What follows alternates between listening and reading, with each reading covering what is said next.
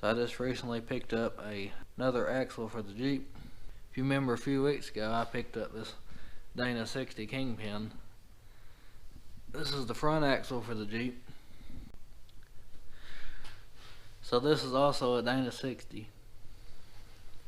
It also come out of a E350 ambulance, just like the other one. And this one come out of a 01 ambulance. So it's got the disc brakes. And it's also already got the 410 gears, so it'll be good. Don't have to worry about trying to rear gear or anything.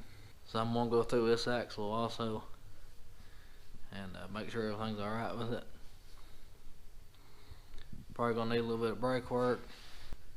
Now I have to move the spring perches over just a little bit because they're just a little bit wider than what the Jeep is.